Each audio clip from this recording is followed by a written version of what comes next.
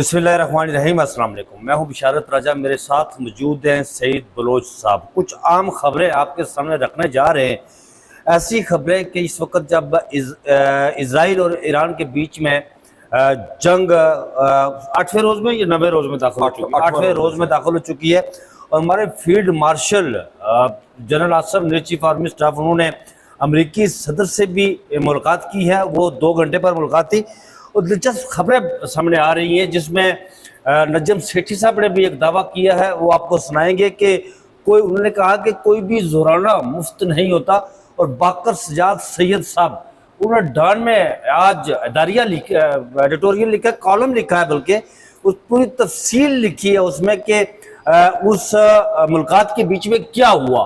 वो उन्होंने अपने ज़राए से करके लिखी है कि मेरे ज़राए का ये कहना है, बताया गया कि वहाँ कौन सी चीज़ें हुई। एक तो ये बड़ी आम खबर है जो आपके सामने रखेंगे। ये कहा जा रहा था कि पता नहीं पाकिस्तान और अमेरिका के बीच में जो मुलाकात हुई है चीफ आर्मी स्टाफ और डोनाल्ड ट्रंप के बीच में, ये शुक्रिया अदा करने के लिए तो एक तो हुई, लेकिन इसमें बहुत सारी ऐसी बातें की गई, बहुत सारी ऐसे ये सजाद सैयद साहब क्या कह रहे हैं, इंटरनेशनल मीडिया क्या कह रहा है, और नजम सेठी साहब क्या कह रहे हैं, ये बताएंगे आपको। दूसरी तरफ पाकिस्तान तहरीक इंसाफ के एक वफ्द ने ईरान एम्बेसी का दौरा किया है। वो खैर सगाली के तौर पर दौरा किया है, वहाँ पर ये बात रखेंगे कि वहाँ भी क्या बातें हुई। और सबसे बढ़कर अंसार अब्बासी साहब ने आज एक ट्वीट किया है, और वो ट्वीट इमरान खान साहब के हवाले से किया है। और उस वक्त इस ट्वीट का सामने आना ये क्या मकसद जाहिर करता है, क्यों किया गया, क्या किसी को इमरान खान साहब की आवाज़ की ज़रूरत पड़ गई, इमरान खान साहब के बयान की ज़रूरत पड़ गई, इमरान खान साहब की आवाज़ की ज़रूरत पड़ गई। ये तमाम खबरें आपके सामने रखेंगे।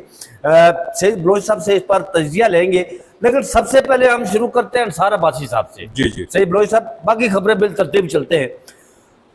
आप नाज़रीन, आप जानते हैं कि सोशल मीडिया के जो एक्स प्लेटफॉर्म है उस पर आप चले जाए तो इमरान खान साहब पर इस वक्त तनकीद हो रही है जी। बहुत सारे ऐसे लोग जो हुकूमती नवाज साफ़ी है, वो इस वक्त तनकीद कर रहे हैं जी कि इमरान खान साहब ने इज़राइल की मज़म्मत नहीं की, फलां नहीं किया, धमकाना नहीं किया।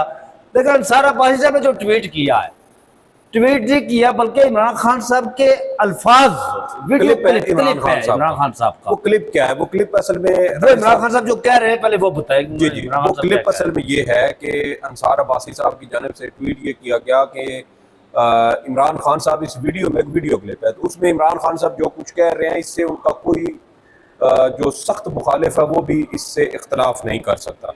और उस वीडियो क्लिप में इमरान खान साहब ये कहते हैं कि इस मुल्क को फौज की ज़रूरत है, और फौज अगर ना होती तो शायद ये मुल्क ना होता।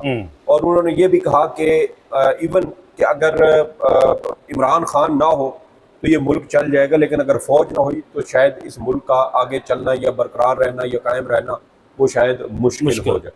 तो ये एक मुख्तसर क्लिप है, तकरीबन कुछ 27 सेकंड का, जो उन्होंने अपनी बाल से शेयर किया है। अब मामला ये है कि एक ऐसा मौका जहाँ इमरान खान साहब की मुलाकातों पर पाबंदी है, वो जेल में कैद हैं, उनके साथ कोई मुलाकात नहीं हो रही, उनकी बहनों की इंतहाई मुख्तसर महदूद मुलाकात करवाई जाती है, पार्टी रहनुमाओं का उनके साथ मिलना जुलना नहीं है। उनके मुकदमात इस साल इस रवा महीने जून के महीने में एक बार फिर मुअत्तल कर दिए गए हैं। इस्लामाबाद हाई कोर्ट में 5 जून को समाअत हुई, उसके बाद दोबारा अभी तक केस नहीं लगा।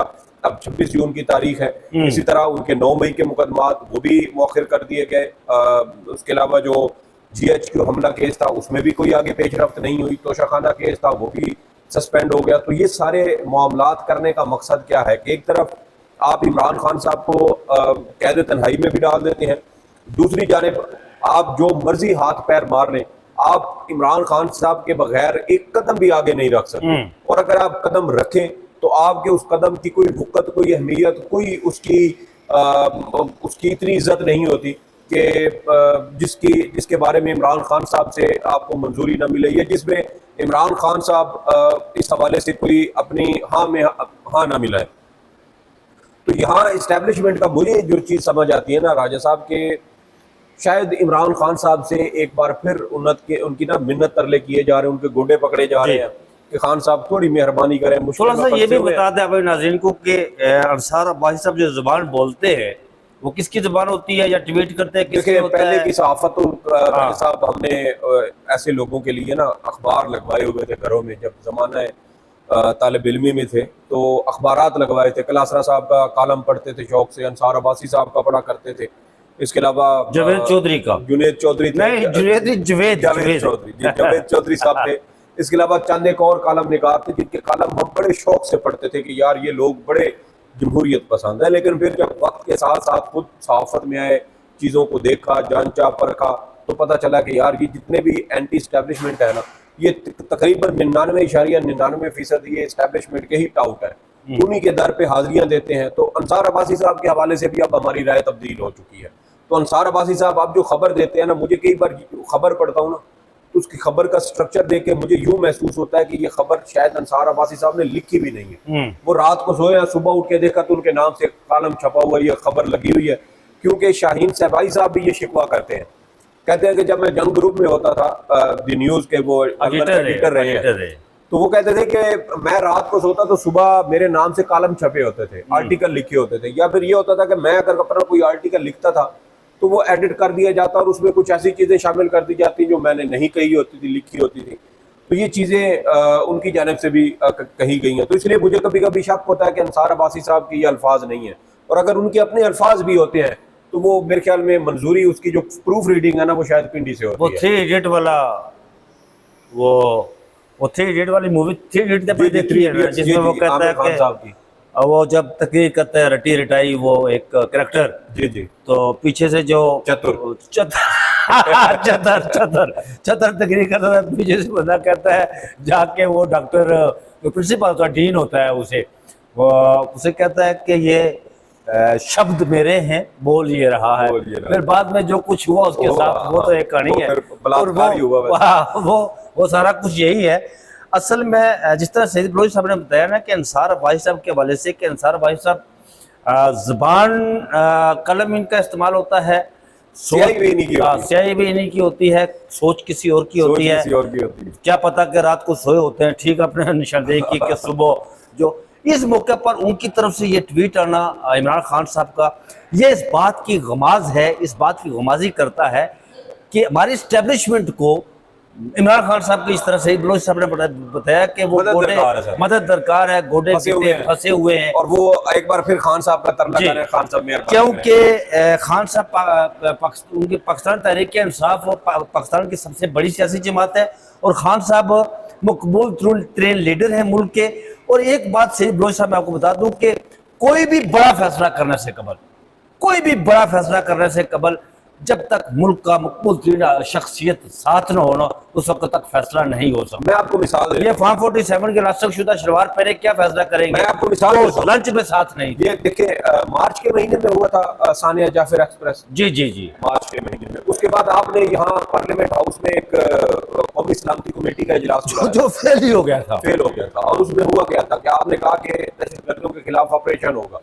اس اجلاس میں پی ٹی آئی شریک نہیں ہوئی، اگر 14 لوگوں کے نام دیے تھے، لیکن اس میں اچانک جب social media per P T I کارکنوں اور حامیوں کی جانب سے احتجاج کیا گیا کہ عمران خان کے ساتھ ملاقات کے بغیر یہ اس نیشنل سیکورٹی کمیٹی میں نہیں جانا چاہیے، تو اس کے بعد پھر پی ٹی آئی کی جو رہنما ہے وہ پیچھے ہٹ گئے. پی ٹی آئی اس میں شریک نہیں ہوئی.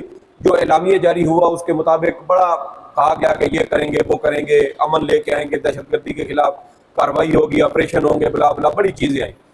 لیکن اس اعلامیے کو پی ٹی آئی کی عمران خان کی جو قبولیت ہے نا وہ نہیں ملی.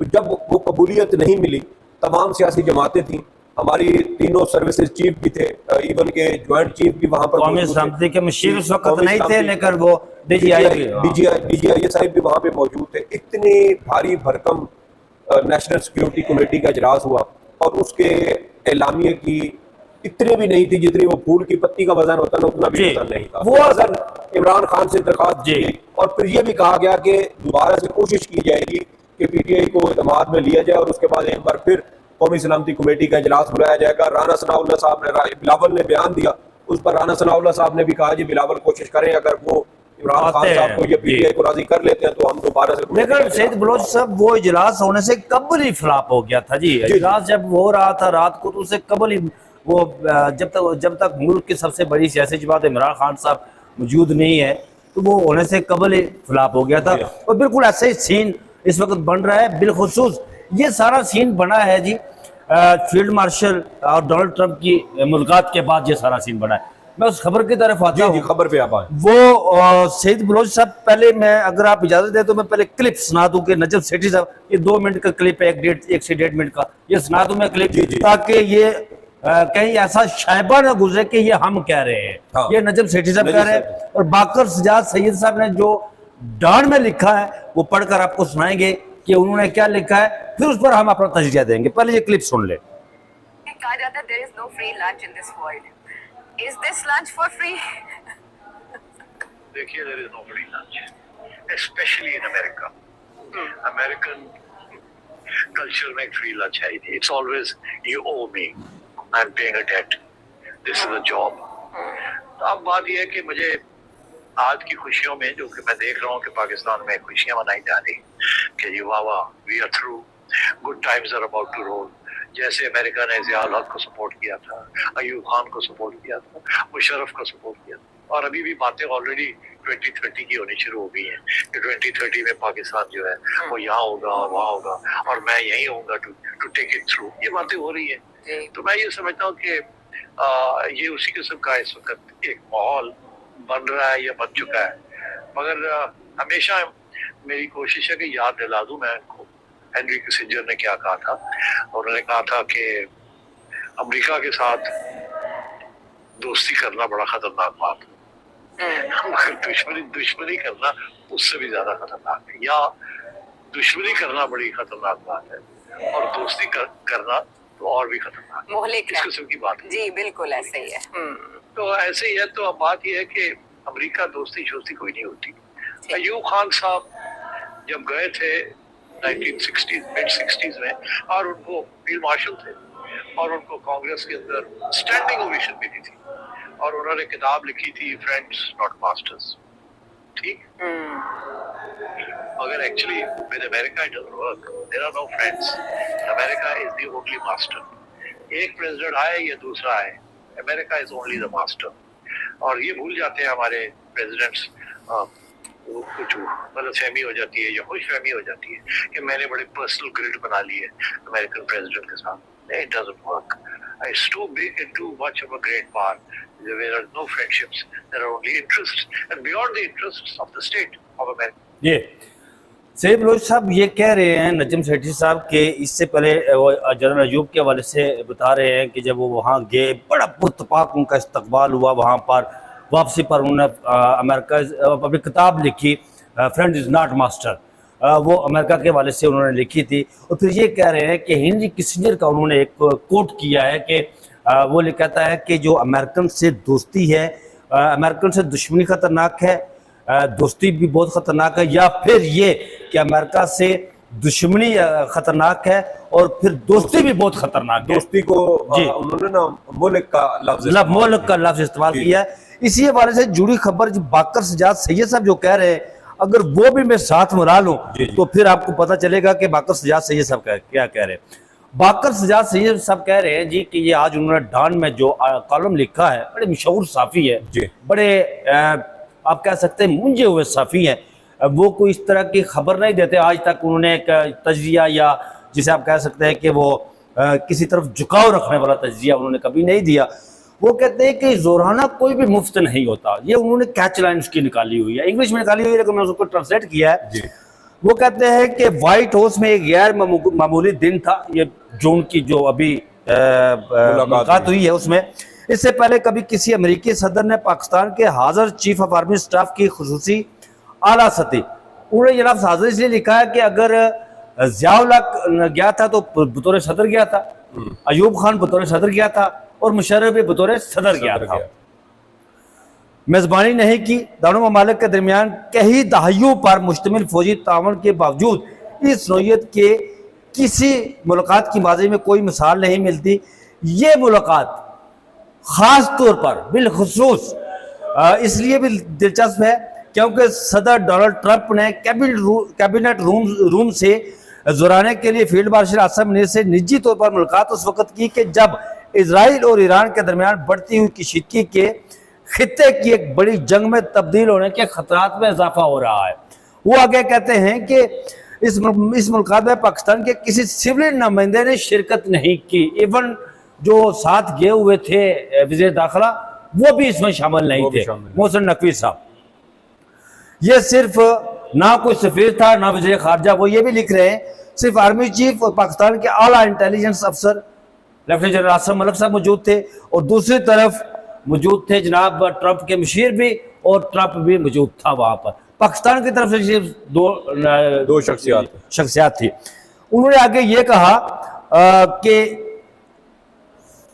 وہ اپنے ذرائع، انہوں نے کہا کہ اس میں کچھ بہت ساری باتیں ہوئی، لیکن مختصر انداز میں منتخب کردہ گروپ نے ظاہر کیا کہ دانو فریقین کے خیال میں یہ ملاقات کتنی عام اور سنجیدہ تھی۔ میں پاکستان اس کے بعد پتہ ہے کہ آپ کو یہاں سے ایک بیان آیا تھا ایران والے معاملے پر، انہوں نے ذکر کیا ہے کہ کچھ بات چیت ہوئی ہے آئی ایس پی۔ آگے وہ کہتے ہیں کہ ذرائع، وہ اپنا ذرائع استعمال کرتے ہیں لفظ کہ میرے ذرائع کے مطابق اس میں کوئی حتمی فیصلہ یا معاہدہ نہیں ہوا، لیکن کچھ ایسے خیالات کا تبادلہ ہوا، کچھ ایسی ڈیمانڈ کی گئی پاکستان سے جو ناقابل بیاں ہے۔ یہ لفظ استعمال کیا ہوا۔ دیکھیں اب آپ امریکہ اور ادھر ادھر کی جتنی بھی خبریں آئی ہیں، بلکہ رات کو جو CNN18 کی جانب سے خبر دی گئی تھی کہ امریکی صدر کی جانب سے ایران کے خلاف پاکستان سے نہ صرف بندرگاہیں مانگی گئی ہیں بلکہ پاکستان سے بیسز، ایئر بیسز کا بھی مطالبہ۔ یہ 1200 کلومیٹر آپ کی سرحد ایران کے ساتھ ملتی ہے نا جی، جو بلوچستان والی ہے۔ اور ساتھ انہوں نے اس میں بھارتی میڈیا یہ بھی کہتا ہے کہ اس کے بدلے کہ اگر پاکستان ایئر بیسز دے، بندرگاہیں امریکہ کے حوالے کرے ایران کے معاملے پر، تو اس کے بدلے میں پاکستان کو 5th جنریشن طیارے امریکہ کی جانب سے دیے جا سکتے ہیں۔ ویسے مجھے یہ بات بڑی مشکوک سی لگتی ہے کہ وہ طیارے جو پچھلے تقریباً کوئی 30-35 سال سے امریکہ صرف اپنے حد تک یا اپنے انتہائی قریبی 2-3 ممالک کو اس نے دیے ہیں، اسرائیل ہو گیا، غالباً برطانیہ ہو گیا، یا اس طرح ایک آدھ اور ممالک ہوگا جس کو یہ 5th جنریشن طیارے ملے ہیں۔ دنیا میں امریکہ نے کسی ملک کو یہ ایکسپورٹ نہیں کیے۔ ابھی حالیہ جو پاک بھارت کشیدگی ہوئی ہے اس میں بھارت اب یہ مطالبہ کر رہا ہے کہ ہمیں امریکہ سے F-35 یا F-22 طیارے ان سے لینے چاہیے، لیکن ابھی تک اس میں بھی کوئی پیش رفت نہیں ہوئی، اگرچہ انڈیا کی خواہش ضرور ہے۔ تو پھر سوال یہ پیدا ہوتا ہے کہ یہ اتنی جدید ترین اسٹیلتھ ٹیکنالوجی پاکستان کو اچانک بھاگتے بھاگتے آپ کیسے دینے پر تیار ہو چکے ہیں؟ ایران کی جنگ جس میں امریکہ کو ایون کہ برطانیہ اور یورپ کی بھی واضح اور کھلی حمایت حاصل نہیں ہے، ایک ایسی جنگ جس میں فرانس، یورپ، امریکہ اور اسرائیل کو یہ وارننگ دے رہے ہیں کہ آپ ایران میں ریجیم چینج کا جو آپ کا ایک مقصد ہے آپ اس سے پیچھے ہٹ جائیں، ورنہ اس کے بڑے ہی تباہ کن نتائج ہو سکتے ہیں۔ اس سے پہلے ہم نے دیکھا افغانستان کے معاملے میں، عراق کے معاملے میں، شام کے معاملے میں، لیبیا کے معاملے میں نیٹو کو اس طرح ہم نے اختلافات میں تقسیم ہوتے نہیں دیکھا جیسے ایران والے معاملے پر ہیں۔ تو اس لیے چیزیں ساری نہ امریکہ کی فیور میں ہیں نہ اسرائیل کی فیور میں ہیں۔ مطلب آپ کہہ سکتے ہیں جی سید بلوچ صاحب کہ جس طرح ہم اس ملاقات کے حوالے سے ہم پاکستانی قوم تفصیلات کا اظہار کر رہی تھی، وہ خبریں آنا شروع ہو گئی جس کا ہمیں ڈر تھا۔ جی، تو میں وہی کہہ رہا ہوں کہ یہ جو بھارتی میڈیا نے خبر دی ہے، جس کی آج پاکستان کے مختلف جو سوشل میڈیا اکاؤنٹس ہیں ان کی جانب سے فیک نیوز اور پراپیگنڈا اور اس طرح کی وہ آگے سے ایک نریٹو بنانے کی کوشش کی جا رہی ہے، تو پھر سوال یہاں پر یہ پیدا ہوتا ہے کہ اگر یہ خبر غلط ہے جیسے کہ انڈین میڈیا نے رپورٹ کیا تو آپ اس کی باقاعدہ تردید کر دیں آفیشلی، یہ سب سے آسان اور بہتر ہوتا ہے۔ اس سے یہ بھی جو پاکستانی عوام ہے افواہیں نہیں پھیلتی، اور سب سے بڑھ کر کے پاکستانی عوام کو بھی یقین ہو جائے گا کہ ہماری فوج یا اسٹیبلشمنٹ اس وقت کس سوچ کے ساتھ ایران والے معاملے کو دیکھ رہی ہے۔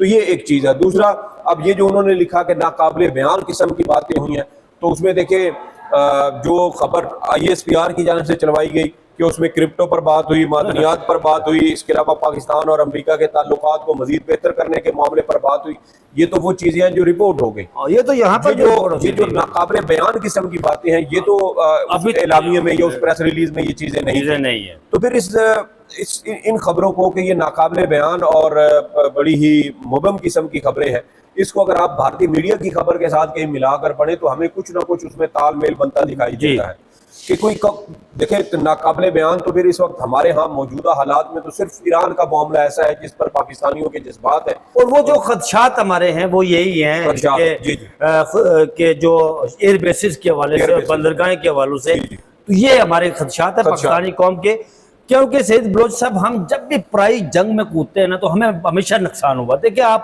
افغانستان میں اس جنگ میں کودے, 80 کی دہائی میں کودے تو اس کے بدلے میں آپ کو کیا ملا, 9/11 کے بعد آپ اس جنگ میں کودے تو آپ کو کیا ملا, آپ نے اپنی اکانومی تباہ کی, آپ نے اپنے لوگ شہید, یار مطلب ناقابل وہ کہہ سکتے ہیں کہ عمران خان صاحب نے کہا تھا کہ کتنے, وہ جب ٹرمپ نے ٹویٹ کیا تھا تو انہوں نے 80,000 جانوں کا, اس میں ٹرمپ کی جانب سے کہا گیا کہ ہم نے پاکستان کو پتہ نہیں کتنے بلین ڈالر, تو 15-20 سال میں کوئی 30-32 ارب ڈالر دیے ہیں, تو اس پر پاکستان سے جواب طلبی ہونی چاہیے. تو اس وقت عمران خان صاحب وزیر اعظم تھے, انہوں نے ٹرمپ کے جواب میں ایک ٹویٹ کیا اور انہوں نے اس میں لکھا کہ پاکستان دہشت گردی کے خلاف جنگ میں جو مسلط کی گئی پاکستان کے اوپر, اس میں پاکستان کے 80,000 سے زائد شہید ہو چکے ہیں, پاکستان کا 120 ارب ڈالر کا انفراسٹرکچر اور معاشی طور پہ نقصان ہو چکا ہے. تو امریکہ کی جانب سے ہمیں جو حمایت وہ امداد دی گئی ہے وہ تو ہمارے کل نقصان کے وہ کیا کہتے ہیں کہ مونگ پھلی کے دانے برابر ہے, تو وہ تو مونگ پھلی کے دانے کے برابر ہے. تو اس پر پھر یہ چیزیں بھی سامنے آئیں کہ پاکستان کو چاہیے کہ ہم آپ کو 32 ارب ڈالر کا حساب کتاب دیتے ہیں, دہشت گردی کے خلاف جنگ میں آپ کی جو امداد پاکستان سے گزر کر افغانستان جاتی رہی ہے, ہماری سڑکیں استعمال ہوئی ہیں, ہمارا انفراسٹرکچر سارا تباہ ہوا ہے, وہ آپ سارا ہمیں ریپیئر کر کے دے دیں. بالکل تو اس پر پھر دیکھا گیا جب کہ امریکہ اگر یہ سارے کام کروائے گا تو یہ ان کا, اس لیے یہ اس ملاقات کو نجم سیٹھی صاحب بھی اور ہمارے بڑے تجزیہ کار یہ باقر سجاد صاحب اور نجم سیٹھی صاحب کی دونوں خبروں کو ملائیں بھی تو ہمیں کچھ نہ کچھ پکچر بنتی نظر آتی ہے. ایک ہی بات کر رہے ہیں, جو نجم سیٹھی صاحب ہیں وہ اشارتاً آپ کو کہہ رہے ہیں کہ بھائی کوئی چیز مفت نہیں ہوتی, وہ مفت نہ ہونے کی بات کر رہے ہیں. یہ کہہ رہے ہیں کہ کچھ ایسی چیزیں ہیں جو ناقابل بیان ہے. تو یہاں سے آپ کو سمجھ جانا چاہیے کہ اس وقت جو حساس ترین موضوع ہے وہ صرف ایران کا ہے. اللہ نہ کرے کہ بھارتی میڈیا کی جانب سے جو خبریں دی گئی ہیں وہ اس طرح درست ہوں, کیونکہ اگر ایسی کوئی سچویشن بنتی ہے تو پھر یہ بہت زیادہ, کیونکہ امریکیوں کی تاریخ ہے نا جی, پاکستان اور امریکہ کا اور چیز بھی ریلیشن. یار ایک میں آپ کو بتاؤں کہ پاکستان جو فارن سیکرٹری رہے شمشاد احمد ایک نا, انہوں نے کتاب لکھی ہوئی ہے یار پاکستان امریکہ بنتے بگڑتے تعلقات, وہ 47 سے لے کر آج تک انہوں نے لکھا ہے. امریکیوں کی جو تاریخ ہے پاکستان کے ساتھ وہ کوئی اچھی نہیں ہے. اور دوسری ایک اور چیز یہ بھی ہو سکتی ہے راجہ صاحب, جو پچھلے کچھ دنوں سے چل رہی ہے, جو عمران خان صاحب پر بھی دباؤ تھا کہ اسرائیل کو تسلیم, یہ بھی ہو سکتا ہے بالکل. تو یہ بھی ایک ایسی چیز ہے جس کو آپ کھل کر ٹی وی کے اوپر آج بھی بہت بات نہیں کر سکتے جی. تو بہرحال یہ چیزیں ابھی نکل رہی ہیں, عنقریب آنے والے 2-4 دنوں میں سب کا ساری خبریں آ جائیں گی, ہماری اسٹیبلشمنٹ سے آ جائیں گی یا امریکی سید بلوچ صاحب اگلی خبر کی طرف آتے ہیں, ود کوئی 1-2 منٹ میں اس کو آپ کنکلوڈ کریں کیونکہ 22-23 منٹ ہو گئے. جو آج پاکستان تحریک انصاف کا وفد ایرانی ایمبیسی میں گیا, اس حوالے سے یہ دیکھیں پی ٹی آئی کا اس وفد کا ایران کے ساتھ حمایت کا اعلان کرنا میرے خیال میں یہ عمران خان صاحب کی ٹویٹ سے بھی بڑا اقدام ہے. بطور سیاسی جماعت اگر آپ ایران کے ساتھ کھڑے ہیں تو میرے خیال میں اب پیچھے عمران خان صاحب کے ٹویٹ, عمران خان بالکل اس کی کوئی ضرورت ہی نہیں رہی. پی ٹی آئی کا یہ اقدام ہی در حقیقت اس بات کا ایک غمازی ہے کہ اسرائیل کی مذمت. ہاں جی, حکومتی سیاسی جماعتیں بھی یقیناً ایران کے ساتھ ہی کھڑی ہوں گی, لیکن ملک کی سب سے بڑی سیاسی جماعت جس کے ساتھ اس وقت پاکستان کی کل آبادی کا تقریباً کوئی 80-90% موجود ہے, ان کے ساتھ ہے, ان کی حمایت میں ہے, وہ سیاسی جماعت اگر ایران کے ساتھ جا کر اپنی یکجہتی اور اپنے ہمدردی کا اظہار کر رہی ہے تو میرے خیال میں پیچھے کوئی چیز رہ نہیں جاتی. پھر وہی بات آ جاتی ہے کہ اکیلی پی ٹی آئی گئی ہے تو اس کی بات میں زیادہ وزن ہے, پوری حکومت اٹھ کے چلی جائے ایرانی ایمبیسی میں تو اس کی اتنی وقت نہیں ہے. تو یہیں سے آپ اندازہ لگا لیں کہ عمران خان صاحب جیل سے بیٹھ کر ابھی بھی نہ صرف پارٹی کو بلکہ پورے پاکستان کی سیاست کو آج بھی خود کنٹرول کر رہے ہیں. تو یہ تھے تمام تر جو عام خبریں جو ہم نے آپ کے سامنے رکھے, بالخصوص جو خدشات ہمارے ہیں اور جو رپورٹ ہونا شروع ہوئے وہ کوئی اچھی چیزیں رپورٹ ہونا شروع نہیں ہوئی. جو ملاقات کے بعد سچویشن بنی ہے, اللہ نہ کرے کوئی ایسی جو خدشات ہمارے ایسا کو ہو جائے. ہمیں دوسروں کی جنگ میں نہیں پڑنا چاہیے, اس سے ہمارا ہی نقصان ہوتا ہے, ہماری اکانومی تباہ ہوتی ہے, ہمارا انفراسٹرکچر تباہ ہوتا ہے, ہماری جانیں جاتی ہے. ہم نے 80 سے لے کر آج تک جو کچھ کیا وہ کوئی پوشیدہ نہیں ہے, ساری دنیا جانتی ہے. پاکستان کی تاریخ کو دیکھے تو آپ پاکستانی بھی اس سے خوب بغیر رکھتے ہیں. مجھے اور سید بلوچ صاحب کو اجازت دیجیے, اپنا بہت سا خیال رکھیے گا. اللہ حافظ.